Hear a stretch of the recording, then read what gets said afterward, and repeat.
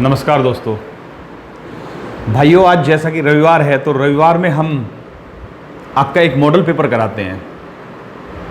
तो आज भी हम मॉडल पेपर करा रहे हैं। अब तक हमने जो मॉडल पेपर कराए हैं उनमें 3 मॉडल पेपर मैथ के हो चुके हैं, 3 ही जीके के हो चुके हैं। रीजनिंग के अभी तक 2 हुए हैं, तो आज रीजनिंग का हम तीसरा मॉडल पेपर करा रहे हैं जिससे कि बैलेंस बना रहे हैं।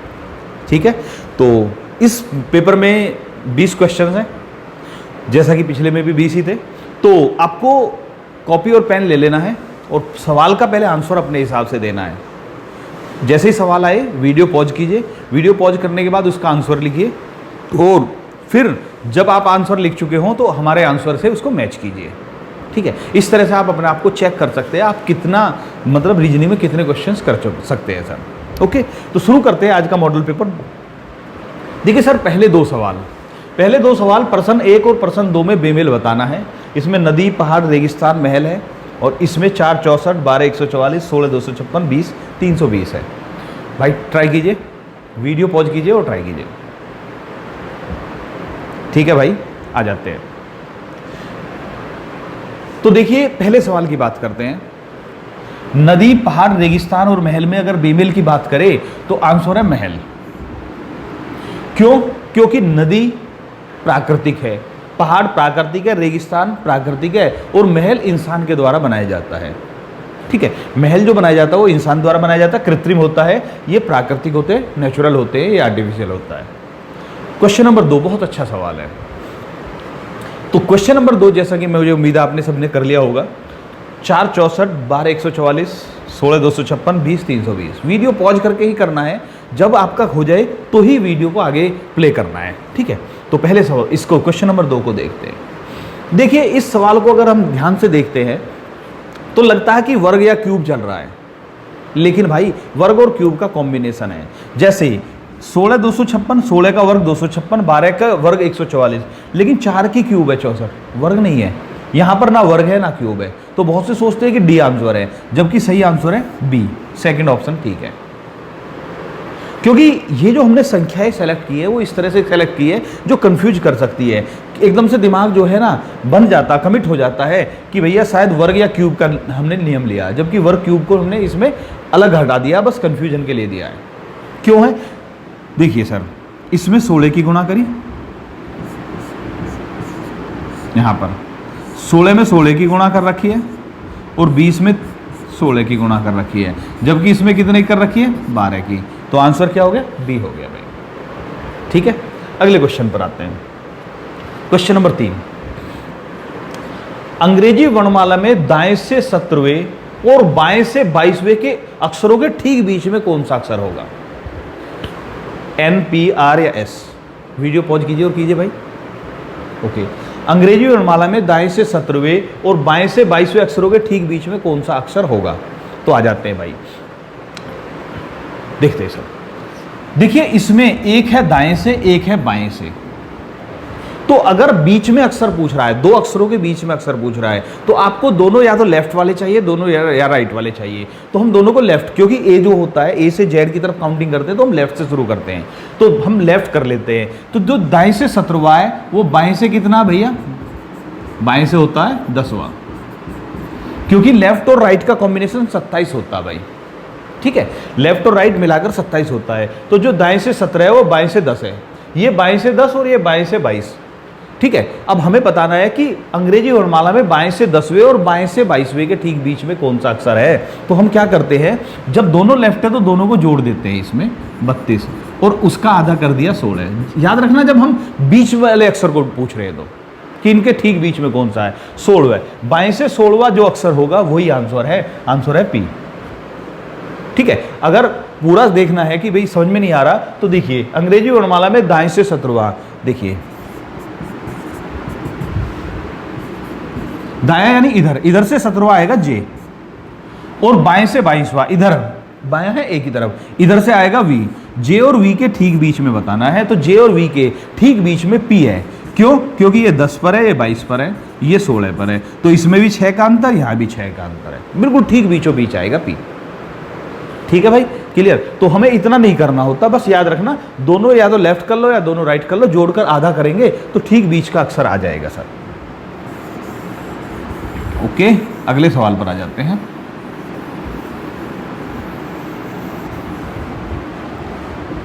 Question number 4। क्वेश्चन नंबर 4 आसान भी है लेकिन बहुत अच्छा सवाल है। वेटर टिप तो आगे क्या? जिस प्रकार वेटर का टिप से संबंध है उसी प्रकार इनमें किसका संबंध है? छात्र अंक, इंजीनियर वेतन, खिलाड़ी खेल या कर्मचारी बोनस। छात्र अंक, इंजीनियर वेतन, खिलाड़ी खेल या कर्मचारी बोनस। ठीक है भाई, ट्राई कीजिए। ओके सर, ठीक है, मुझे उम्मीद है कर लिया होगा आपने। तो वेटर टिप, जिस प्रकार वेटर को टिप मिलती है, क्या छात्र को अंक मिलते हैं? पहले चेक कर लेते हैं हम, क्योंकि हमारा मकसद सिर्फ आंसर नहीं है, इसका आंसर ये है, लेकिन हम हर चीज को चेक करना चाह रहे हैं जिससे कि आप समझ सको आंसर क्यों है। जैसे वेटर को टिप मिलती है, याद रखना वेतन नहीं मिलता। अगर हम छात्र की बात करें, छात्र को अंक मिलते हैं जब वो परीक्षा देता है, जब वो मेहनत करता है, ठीक है, लेकिन ये उसका हक है सर। ठीक, इंजीनियर को वेतन मिलता है, मेहनत के बदले वेतन मिल रहा है, लेकिन उसको एक्स्ट्रा कोई चीज नहीं मिल रही सर। ठीक है, तो वो तो वेतन ऐसा तो इसको भी मिलता है, वेटर को भी मिलेगा, वेटर को भी तो वेतन मिलता है। अगर कोई किसी होटल में वेटर का काम कर रहा तो उसकी तो तनख्वाह तो उसकी भी होगी ना सर। ठीक है, तो वेतन तो मिल ही रहा है। टिप क्या होती है? टिप होती है जो वेतन से अलग मिलता है। तो जो वेटर होता है उसको जो तनख्वाह से अलग, भाई उसके काम से खुश होकर आपने उसको कुछ पैसे दिए तो वो टिप कहलाएगी। तो ऐसे ही कर्मचारी के काम से खुश होकर उसको अगर एक्स्ट्रा दिया जाए तो वो क्या कहलाएगा? बोनस कहलाया जाएगा। तनख्वाह से अलग जो दिया जाए, याद रखना बस भाई। ठीक है, क्वेश्चन नंबर 5।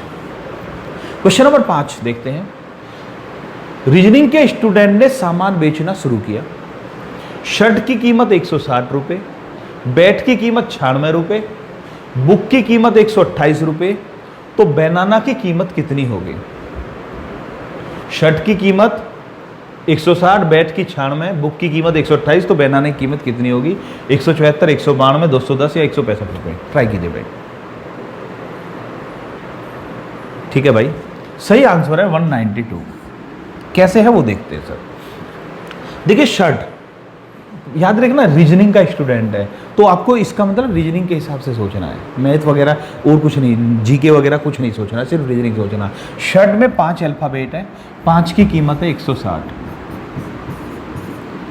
बैट में 3 है 96, बुक में 4 है 128। तो 5 की कीमत 160, 3 की कीमत 96, 4 की कीमत 128, तो 1 की कीमत कितनी है? 32 है। क्लियर हो रहा है? 32 या 96, 32 चौके 128, 32 पंजे 160। तो पूछ रहा बनाना में कितने? 6, तो 6 की कीमत कितनी हो जाएगी? 192, 192 हो जाएगी भाई। ठीक है, कोई डाउट तो नहीं?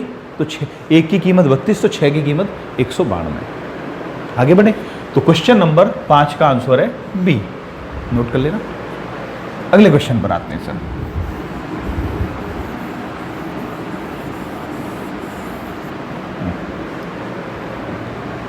बाईस छात्रों की पंक्ति में राम आगे से 8वां और हरि पीछे से 9वां है। 8वां और हरि पीछे से 9वां है, उनके बीच कितने व्यक्ति हैं? 22 छात्रों की पंक्ति में राम आगे से 8वां और हरि पीछे से 9वां, उनके बीच में कितने व्यक्ति हैं? आसान सा सवाल है, ट्राई कीजिए भाई। ठीक है भाई, आंसर है बी, 5। क्यों? देखिए सर, 22 छात्र हैं तो यहां से 8वां है राम, हरि है पीछे से 9वां, यानी यहां तक है 9, यहां तक है 8, 9 ये हो गए हरि सहित, 8 हो गए राम सहित, तो बचे कितने? 5।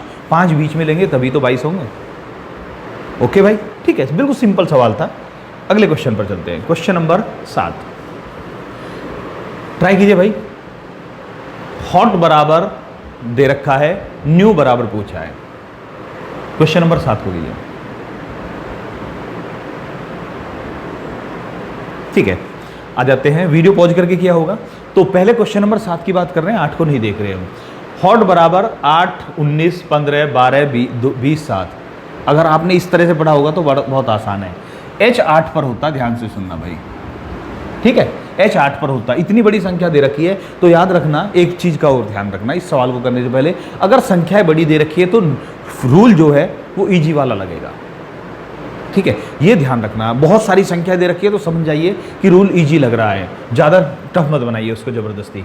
H बराबर 8, लेकिन h बराबर 19 भी होता है भाई, h बराबर 8 भी होता है, h बराबर 19 भी होता है। क्यों? h a की तरफ से 8वें पर है, z की तरफ से 19वें पर है। ठीक है, मैं इसको हटा देता हूं जिससे कि आपको क्लियर दिखता रहे। ऐसे ही o a की तरफ से देखे तो 15 पर है और z की तरफ से देखे तो 12 पर है। t की बात करें तो 20 पर है और 7 पर है। तो किसी भी अल्फाबेट की दोनों साइड की, लेफ्ट साइड और राइट साइड की वैल्यू लिख रखी है। पहले लेफ्ट की लिखी फिर राइट की लिखी। तो हॉट h के लिए 8 19, o के लिए 15 12 और t के लिए 20 7। ठीक है, जीरो का प्रयोग नहीं कर रहे हैं। 20 7 लिखा तो 207 लिखा, 2007 नहीं लिखा। ओके, ऐसे न्यू n के लिए क्या होगा? n की वैल्यू 14 और 13। अभी हम चेक कर लेते हैं सर, ये है n 14 और 13, तो 14 13 कहां पर है? सिर्फ इसमें है, आगे चेक करने की जरूरत भी नहीं है। और भी कर सकते हैं। ई का मतलब है 5 और 22, 14 13 ये रहा, 5 22 ये रहा, और 23 और 4 W 23 पर और 4 पर है। क्लियर हुआ? मैंने क्या कहा? अगर संख्या बड़ी है तो आसान नियम लगेगा, याद रखना। ये छोटी छोटी चीज ध्यान पे रखते हैं ना हम, तो बहुत फायदा देता है एग्जाम हॉल में। क्या होता है कि बहुत सारे छात्र बड़ी संख्याओं को देखकर बहुत बड़ी बड़ी कैलकुलेशन शुरू कर देते हैं, जो गलत होता है। ठीक है, तो इसलिए संख्या ज़्यादा बड़ी दे रखी है तो समझिए आसान वाला नियम लगाया होगा। ये कह रहा है किसी व्यक्ति के पुत्र की मौसी का पिता उस व्यक्ति की पुत्री के मामा की पत्नी से कैसे संबंधित है? ट्राई कीजिए भाई। ओके, आ जाते हैं। तो ऐसे सवाल में पहले जहां कोमा लगा होता है, यहां पर कोमा लगा हुआ है, वहां तक करिए। किसी व्यक्ति, कोई व्यक्ति है ए के पुत्र की मौसी साली, साली का पिता ससुर, ए का ससुर। उस व्यक्ति यानी दोबारा से ए की बात चल रही है।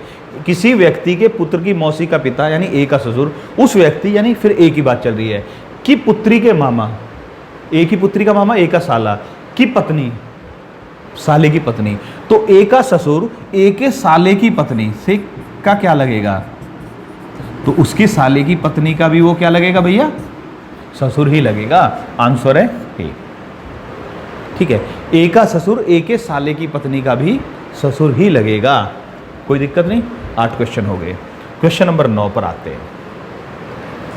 देखिए क्वेश्चन नंबर 9, RUOF 16, NEVES 49, तो EVLEWT बराबर क्या?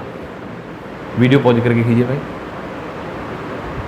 ओके सर, बहुत अच्छे सर। देखिए बहुत आसान सवाल है। अगर हम इसको पलटे तो 4 बन रहा है, FOUR, 4 बराबर 16, 7 बराबर 49, 12 बराबर 144। आंसर है सी। क्वेश्चन नंबर 9 का आंसर सी। ओके, अगले सवाल पर चलते हैं। क्वेश्चन नंबर 10 पर चलते हैं। OKEYNWR शब्द के अक्षरों से बनने वाला सार्थक शब्द क्या निरूपित करेगा? अगर इसको जंबल करें तो एक शब्द बनेगा, सार्थक शब्द बनेगा एक ही। तो उससे क्या निकल कर आएगा? कोई जानवर का नाम, जानवर एनिमल वगैरह का नाम निकल कर आएगा, स्पोर्ट का नाम निकल कर आएगा, शहर यानी सिटी का नाम निकल कर आएगा, या घरेलू वस्तु या हाउस होल्ड आर्टिकल्स जो होते हैं वो संबंधित आएगा सर। ट्राई कीजिए भाई। ओके सर, ठीक है। क्वेश्चन नंबर 10 का आंसर है सी, क्योंकि जो इससे बन रहा वो बन रहा न्यूयॉर्क। न्यूयॉर्क शहर का नाम है, तो न्यूयॉर्क बनेगा सर इससे शहर। ठीक है, 10 हो चुके हैं, आपका आधा टेस्ट कंप्लीट हो चुका है। आगे चल रहे हैं सर। क्वेश्चन नंबर 11, यदि नीले समुद्र में लाल पत्थर डाले तो पत्थर क्या हो जाएगा? यदि नीले समुद्र में लाल पत्थर डाले तो क्या पत्थर हो जाएगा? ऑप्शन है आपके सामने, ट्राई कीजिए। ओके, वीडियो पॉज करके किया होगा, पक्का है? ठीक है भाई, आ जाते हैं, देखते हैं सर। अगर भाई आपने पीला डाला है तो आप गलत हो, नीला डाला है तो गलत हो। सही आंसर है गीला, वेट, गीला हो जाएगा सर। अगर पत्थर को समुद्र में डाले तो पत्थर तो गीला होगा, उसका कलर थोड़ी चेंज होगा सर। ठीक है ना? ये थोड़ी कह रहा है कि पत्थर कैसा दिखेगा। याद रखना, ये फिजिक्स नहीं चल रही है, ये रीजनिंग चल रही है सर। बार बार मैं बोल रहा हूँ, रीजनिंग है तो रीजनिंग की तरह सोचिए। अगले क्वेश्चन पर आते हैं। 13 जमा 72 जमा 36 499, 53 जमा 20 जमा 41 825, तो 24 जमा 62 जमा 10 बराबर क्या? सॉरी, यहाँ पर बराबर लगा हुआ है, सॉरी, इसको क्लियर कर लेना। बराबर क्या? ट्राई कीजिए। ओके भाई, बहुत अच्छे सर। इसका आंसर है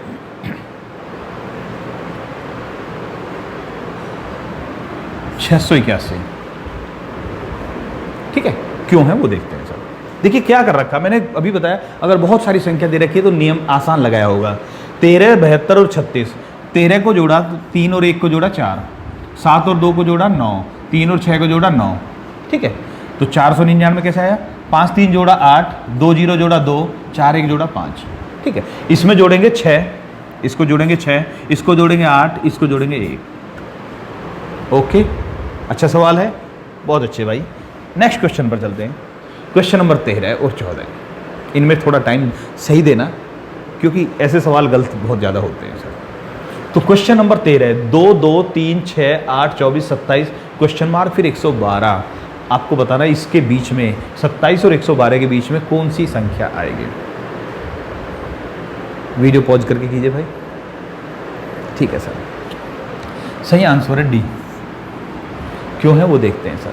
देखिए, 2 में 1 की गुणा करी 2 मिल गया, 1 की गुणा करी, फिर जो मिला उसमें 1 जोड़ा 3 हो गया, ये हो गया यहाँ तक का। फिर जो मिला उसमें 2 की गुणा करी 6 हो गया, फिर जो मिलता है उसमें 2 जोड़ दिया 8 हो गया, ये आ चुका आपका यहाँ तक का। ठीक है, अब 8 में कितने की गुणा करी है? 3 की गुणा करी है 24, फिर 24 में 3 जोड़े हैं 27। अब 27 में क्या होगा? 4 की गुणा, यानी पहले 1 की गुणा फिर 1 जोड़ रखा है, फिर 2 की गुणा फिर 2 जोड़ रखे, फिर 3 की गुणा फिर 3 जोड़ रखे, फिर 4 की गुणा फिर 4 जोड़ेंगे, 4 की गुणा करें 108 और 108 में 4 जोड़ेंगे 112। तो आंसर आएगा डी। आसान सवाल था लेकिन अच्छा सवाल मानते हैं इसको। अगले क्वेश्चन पर आते हैं सर।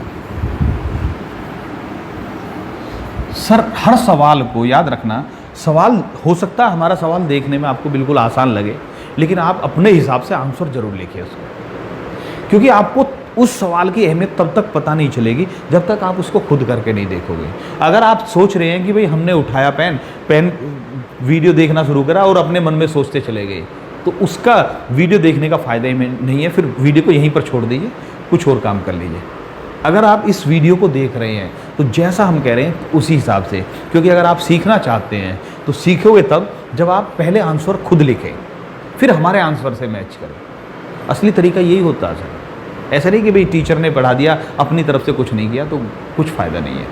ओके, अगले क्वेश्चन पर आते हैं। 720 504 336 210 120, 120 के बाद क्या आएगा ये आपको बताना है। ठीक है, वीडियो पॉज करके कीजिए। ठीक, आंसर है बी 60। क्या हो रहा है? 9 की क्यूब में से 9 कम कर रखा है, ये 720 आ गया। 8 की क्यूब में से 8 कम करा 504 आ गया। 7 की क्यूब में से 7 कम, 6 की क्यूब -6, 5 की क्यूब -5 और फिर क्या आएगा? 4 की क्यूब -4। आंसर आ गया 60। ठीक है, ओके भाई। ठीक, क्वेश्चन नंबर 15। निकटवर्ती अक्षरों के बीच छोड़े गए अक्षरों की संख्या 2 घटती जाती है, निम्नलिखित में से किसमें इस नियम का पालन किया गया है? तो आपके सामने ऑप्शन लिखे हुए हैं, ट्राई कीजिएगा। ओके, इस तरह के सवाल बहुत सारे भाई कंफ्यूज हो जाते हैं, टाइम लगाते हैं, तो टाइम नहीं लगाना सर, बहुत आसान तरीका है। निकटवर्ती अक्षरों के बीच छोड़े गए अक्षरों की संख्या 2 घटती जाती है। जो पूछा है उस पर अंडरलाइन जरूर कर लेना चाहिए, क्योंकि कई बार होता है कि हम इधर दिमाग लगाते हैं तो उधर भूल जाते हैं। 2 घटना था, बढ़ रहा था, 1 घटना बढ़ना है, तो वहाँ कंफ्यूज होते रहते हैं। तो इसलिए हमने उसको अंडरलाइन कर लिया, जिससे अगर हमारा दिमाग भटके तो उधर नज़र चली जाए। तो देखते हैं सर, तो आंसर है ए, लेकिन हम इनको मैच करते हैं। जैसे ये है, इसको मैच करते हैं। 2 8 11 14, बी 2 पर है, एच 8 पर है, के 11 पर है, एन 14 पर है। तो कितने का अंदर आया? 6 का आया, 3 का आया, 3 का आया, नहीं घट रहा। 6 3 3, जो गैप आ रहा है छोड़े गए अक्षरों की संख्या, नहीं बीच में जो गैप आ रहा है उसी को तो कहते हैं ना अंदर। तो 6 3 3, दो दो घटनी चाहिए, नहीं फॉलो हो रहा ये नियम। दूसरे पर आते हैं, एम टी, एम कितने पर है 13 पर, टी कितने पर है 20 पर, जेड कितने पर है 26 पर, बी कितने पर है 2 पर। 2 को क्या बोलेंगे 28। 28 क्यों? क्योंकि 26 के बाद जेड 26 पर, ए 27 पर, बी 28 पर। तो कितना है 7 6 2। फॉलो नहीं हो रहा, 7 6 2 नहीं चलेगा। ऐसे इसको भी देखेंगे तो भी नहीं होगा। फर्स्ट को देखेंगे तो हमारा आंसर मैच हो जाएगा। क्यों? 1 7 11 13। पहले 6 का अंतर, फिर 4 का, फिर 2 का। 6 4 2, 2 2 कम होते जा रहे हैं ना, 2 घटते जा रहे हैं, इसलिए आंसर 1। ठीक है, अगले क्वेश्चन पर चलते हैं भाई।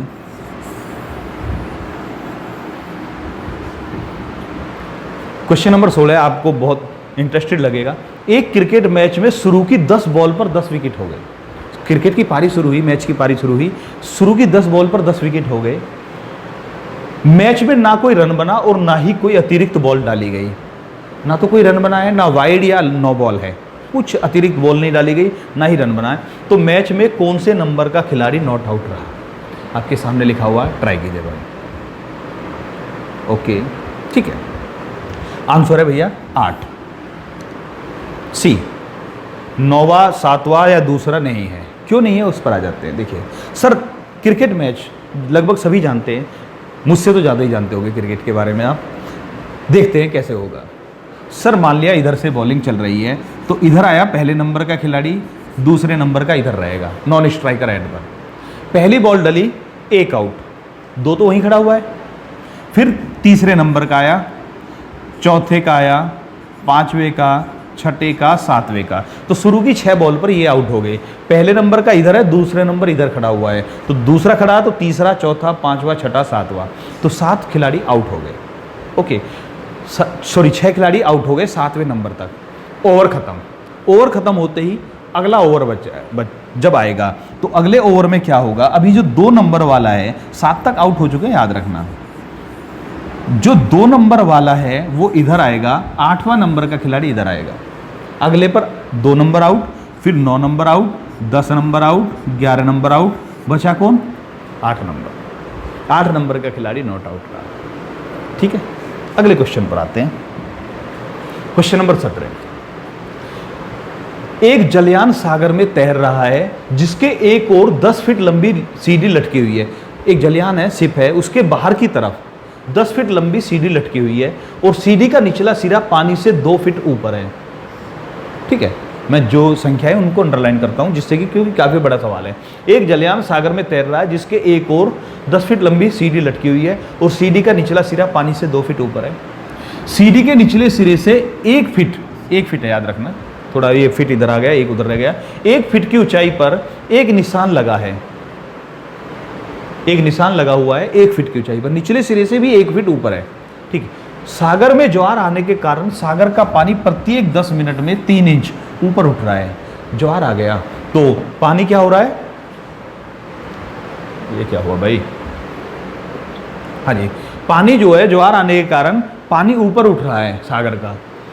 तो कितनी देर बाद सीढ़ी पर बना निशान पानी में डूब जाएगा? कितनी देर बाद सीढ़ी पर बना निशान पानी में डूब जाएगा? आपको ये सवाल करना है भाई। आपके सामने ऑप्शन रखे हुए हैं, कीजिए भाई, वीडियो पॉज कीजिए और आराम से कीजिए। ठीक है भाई, बहुत अच्छे। ठीक, आपने आंसर लिख लिया? ठीक है, अब चेक कीजिए। अगर आप 2 घंटे कर रहे हो तो गलत है, ये कर रहे हो गलत है, ये भी कर रहे हो गलत है। आंसर है कभी नहीं। सिंपल भाई, रीजनिंग है, मैथ नहीं है। मैं 3 सवालों में यही बात कह चुका हूं। आप रीजनिंग कर रहे हो, भूलिए मत, आप रीजनिंग कर रहे हो, मैथ नहीं कर रहे हो। तो रीजनिंग में रीजनिंग के हिसाब से सोचना है। पानी का लेवल बढ़ रहा है समुद्र में, लेकिन पानी बढ़ेगा तो जहाज भी तो ऊपर उठेगा। समझ में आ गया भाई? सपोज कीजिए हमारे पास ये तालाब है, बहुत बड़ा तालाब है, यहाँ तक पानी था, इसमें शिप तैर रहा था, इतना डूबा हुआ, वो बाकी ऊपर था, थोड़ा सा डूबा हुआ था। अगर पानी ऊपर उठेगा तो ये शिप भी तो ऊपर उठेगा, शिप थोड़ी डूब जाएगा भाई। तो इसीलिए जैसे जैसे पानी ऊपर उठेगा जलयान भी ऊपर उठता रहेगा, तो इसलिए वो जो निशान है वो कभी नहीं डूब पाएगा। मैंने ये कहा है कितनी देर बाद सीढ़ी पर बना निशान पानी में डूब जाएगा, तो क्योंकि सिप भी तो ऊपर उठता रहेगा, तो आंसर आ गया डी। ठीक है, कैसा लगा सवाल कमेंट जरूर कीजिए। आपको ये भी कमेंट करना कि कौन सा सवाल सबसे अच्छा लगा, और ये भी कमेंट जरूर करना है कि आपके 20 में से कितने क्वेश्चन ठीक है। ठीक है, देखिए इससे हमें एक तो आपकी ईमानदारी का भी पता लगता है, एक हमें ये भी मालूम होता है कि हमारे वीडियो को देखने वाले कौन कौन छात्र ऐसे हैं जो एक्टिव हैं, तो इसलिए कमेंट जरूर करें। क्वेश्चन नंबर 18, 12 मई के 2 दिन बाद रविवार हो तो उस महीने में कितने सोमवार हैं? 12 मई के 2 दिन बाद रविवार हो तो उस महीने में कितने सोमवार हैं? ट्राई कीजिए भाई। ओके सर, देखिए किसी भी महीने में कोई भी दिन या तो 4 बार आता है या 5 बार आता है। किसी भी महीने में कोई भी दिन या तो 4 बार आएगा या 5 बार आएगा, 4 से कम नहीं हो सकता, 5 से ज़्यादा नहीं हो सकता। किसी भी वर्ष में कोई भी दिन या तो 52 बार आएगा या 53 बार आएगा, ना 51 हो सकता ना 54 हो सकता है। ठीक है, तो बस ये थोड़ा ध्यान रखना है। आ जाते हैं, तो आंसर या तो 4 होगा या 5 होगा, ए या सी तो हो, ए या डी तो हो ही नहीं सकता। आ जाते हैं, 12 मई के 2 दिन बाद रविवार है। 12 मई के 2 दिन बाद रविवार है। 12 मई के 2 दिन बाद क्या होगा? 14 मई।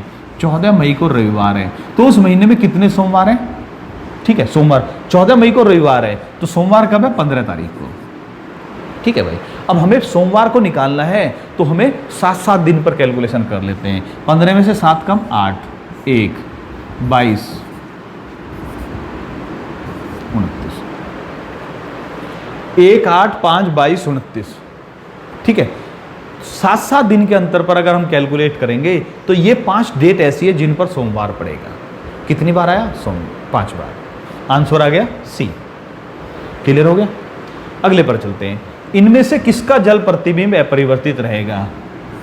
इनमें से किसका जल प्रतिबिंब अपरिवर्तित रहेगा? ट्राई कीजिए भाई।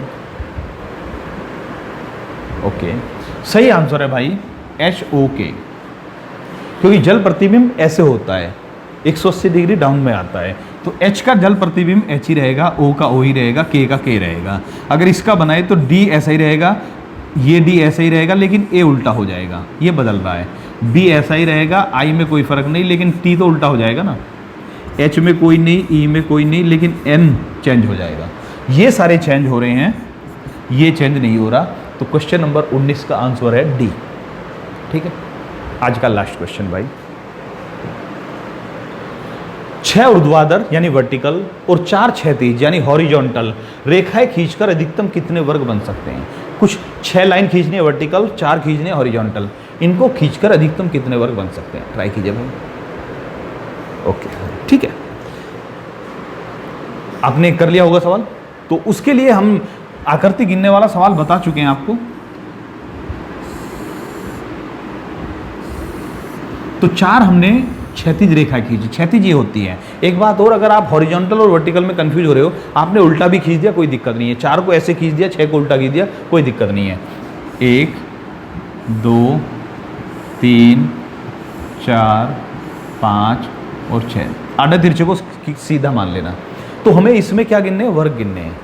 और हमें इस 3/5 का हो गया, क्योंकि 6/4 है तो 3/5 का बन गया। इसमें वर्ग गिनने, तो हमने एक बहुत आसान तरीका बताया था, फिगर काउंटिंग वाला। अगर आपने फिगर काउंटिंग वाला नहीं देखा तो हमारा जब ये क्या बोलते हैं चैप्टर खत्म होगा तो लास्ट वाला जो फिगर काउंटिंग का मैं वो लगा दूंगा वीडियो, इस पर सेट कर दूंगा, तो आप उसको क्लिक करिए, फिगर काउंटिंग सीख लीजिए अगर नहीं सीखा तो।